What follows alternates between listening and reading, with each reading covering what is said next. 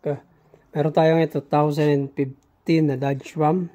So, ang complaint dito, check engine light naka-on.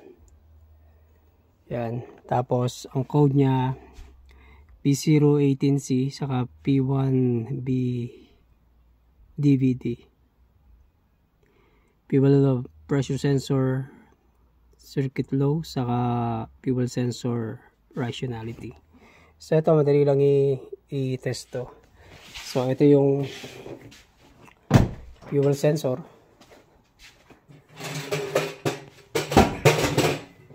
Rail. Ito. So 3 wires lang to. So check natin signal, ground, signal return. Tingnan muna natin yung kung merong kung walang problema sa wiring.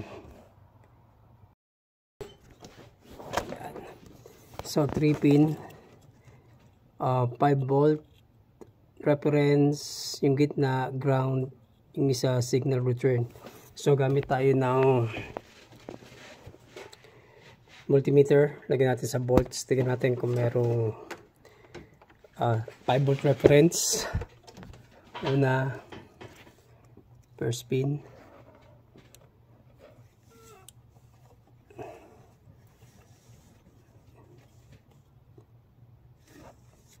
so yan natin, lagyan natin sa ground yung isang lead.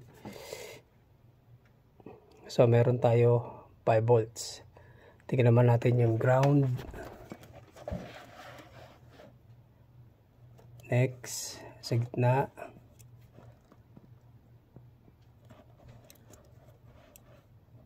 Pag gano'n ito, huwag nyo i-spread yung terminal. Gamit kayo ng tamang probe para hindi may spread yung terminal.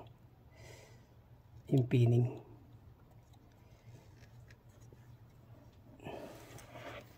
Then, isang lead sa positive ng battery. So meron tayo 12 volts. So isa na lang yung signal return.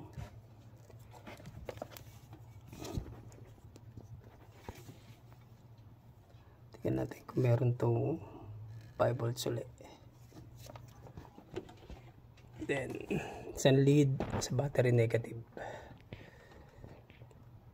So meron tayong 5 volts. So yan, maliwanag. Ang sira natin, okay yung connection natin, okay yung computer, okay yung linya.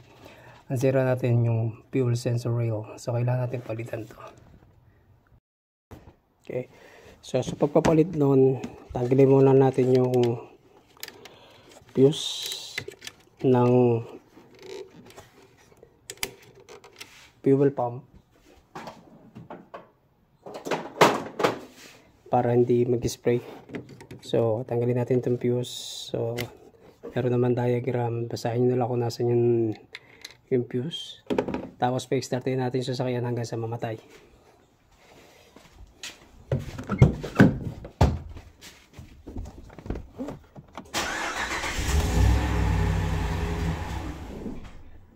Okay, so yan, namatay.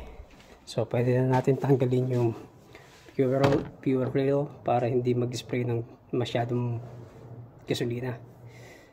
So yan na, wala nang check engine light. So na-clear na natin yung codes din.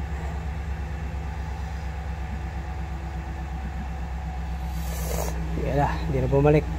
Dati hard code yan, pagka-start mo pa lang babalik na kaagad.